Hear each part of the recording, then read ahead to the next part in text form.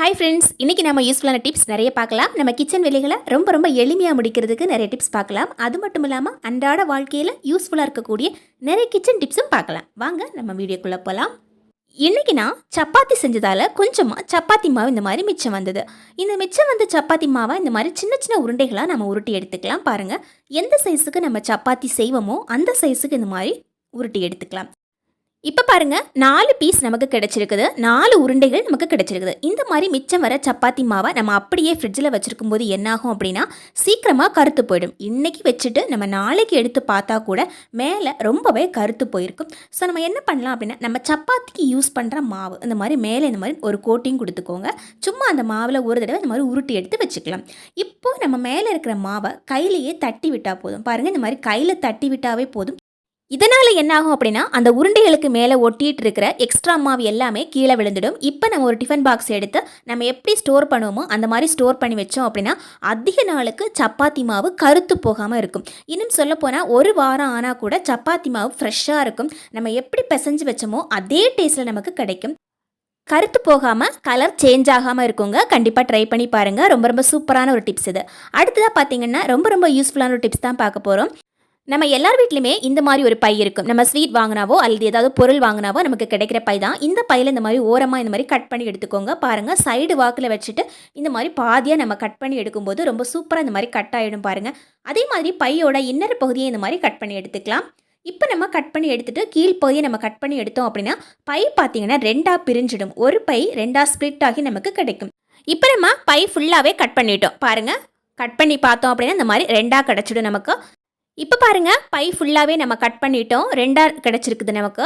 இப்போ நம்ம பிளாஸ்டிக்கில் இந்த மாதிரி ஒரு பேக் ஒன்று எடுத்துக்கலாம். நம்ம வீட்டில் சாதாரணமாக கிடைக்கிறது தான். இதை இந்த மாதிரி அதோட சைஸுக்கு ஏற்ற மாதிரி கட் பண்ணி எடுத்துக்கலாம்.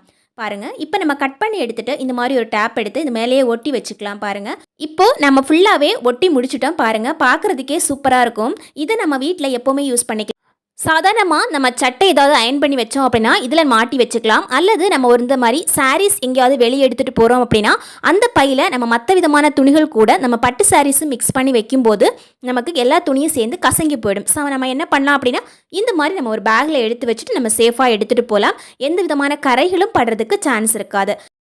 பார்க்குறதுக்கே ரொம்ப நல்லா இருக்குங்க. இப்போ பாருங்கள், துணி ஃபுல்லாகவே உள்ளே எடுத்து வச்சுட்டோம். இதே மாதிரியே நான் இன்னொரு பையிலையும் ஒரு துணி எடுத்து வச்சுருக்கிறேன். பாருங்கள், நம்ம வெயிட்டாக இருக்கிற துணியும் வச்சுக்கலாம், அதே மாதிரி வெயிட்லெஸ்ஸாக இருக்கிற துணி கூட வச்சுக்கலாம். இந்த ஹேங்கர் இப்படி மாட்டுறதுக்கு ரொம்ப யூஸ்ஃபுல்லாக இருக்கும். இந்த மாதிரி ஹேங்கரை இந்த மாதிரி கட் பண்ணி எடுத்துகிட்டு, அதாவது அந்த பையில் இருக்கிற ரோப்பை கட் பண்ணி எடுத்துகிட்டு நம்ம ஸ்டிச் பண்ணி கூட வச்சுக்கலாம். அல்லது இந்த மாதிரி பெரிய பின் இருக்கும் இல்லைங்களா, பெருசாக இருக்கிற சேஃப்டி பின் ரொம்ப ஸ்ட்ராங்காக இருக்கும்.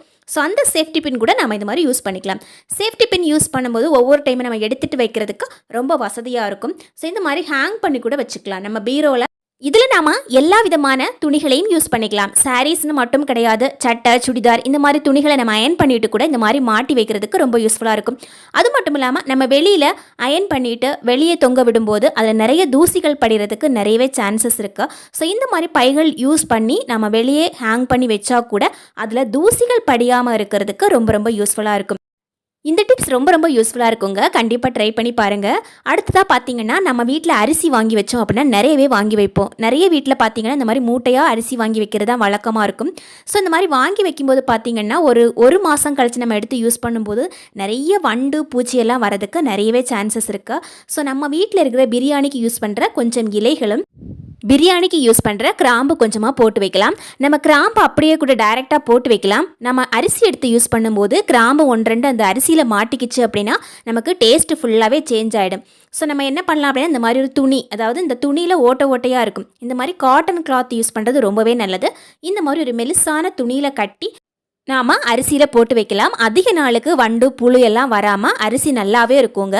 கண்டிப்பாக ட்ரை பண்ணி பாருங்கள். இப்போ நம்ம ஒரு கடாய் வச்சுருக்கிறேன். கடாயில் ஒரே ஒரு கேரட் நல்ல குட்டி குட்டியாக சீவிட்டு இந்த மாதிரி போட்டு ஒரு 2 நிமிஷம் நல்லா வதக்கிட்டு கொஞ்சமாக உப்பு சேர்த்து ஒரு 2 நிமிஷம் க்ளோஸ் பண்ணி வச்சிட்டோம் அப்படின்னா நமக்கு கேரட் வந்துடும். இது பார்த்திங்கன்னா தக்காளி சட்னி தான். அதாவது நம்ம வீட்டில் செய்வோம் இல்லைங்களா தக்காளி சட்னி, அந்த தக்காளி சட்னியை நம்ம இந்த மாதிரி ஸ்டோர் பண்ணி வச்சுக்கிட்டோம் அப்படின்னா எப்போவுமே யூஸ்ஃபுல்லாக இருக்கும். அதாவது டக்குன்னு நம்ம எங்கேயாவது வெளியே போயிட்டு வந்தால் கூட உடனடியாக நமக்கு சாப்பாடு செய்கிறதுக்கு ரொம்ப வசதியாக இருக்கும். இப்போ கேரட் இந்த மாதிரி வெந்த உடனேயே ஒரு டீஸ்பூனுக்கு இதில் போட்டு மிக்ஸ் பண்ணிவிட்டு நம்ம இந்த மாதிரி சாப்பாடு போட்டு எடுத்தோம் அப்படின்னா சூப்பரான ஒரு அருமையான கேரட் சாதம் நம்ம உடனடியாக 5 நிமிஷத்தில் நம்ம ரெடி பண்ணி கொடுக்கலாம்.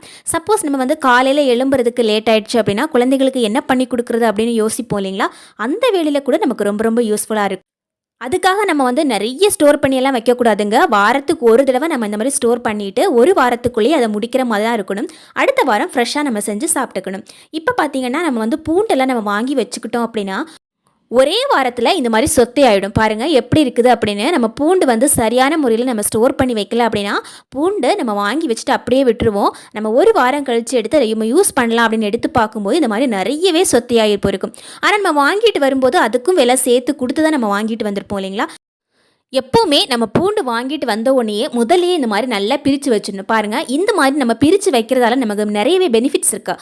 என்ன அப்படின்னா நம்ம இந்த மாதிரி பிரித்து வைக்கும்போது நமக்கு உரிக்கிறதுக்கு ரொம்ப வசதியாக இருக்கும். பூண்டு ரொம்ப காஞ்சு போயிடுச்சு அப்படின்னா நமக்கு உரிக்கிறதுக்கு ரொம்ப வசதியாக இருக்கும். ஸோ இந்த மாதிரி எப்போவுமே பிரித்து வைக்கணும். பிரித்து வைக்கிறது மட்டும் இல்லாமல் அதில் இருக்கிற சின்ன சின்ன பூண்டில் நம்ம தனியாக எடுத்து வைக்கிறது ரொம்பவே நல்லது. அந்த மாதிரி சின்ன சின்ன பூண்டுகளை நம்ம தனியாக எடுத்து வைக்கும்போது நாம் அதை ரசத்துக்கு தட்டி போட்டுக்கலாம். நம்ம சின்ன பூண்டுகளை உரிக்கிறதுக்கு கொஞ்சம் கஷ்டமாக இருக்கிறதால நம்ம அந்த பூண்டுகளை நம்ம தட்டி ரசத்துக்கு போட்டாவே ரசம் வந்து ரொம்ப டேஸ்டியாக இருக்கும்.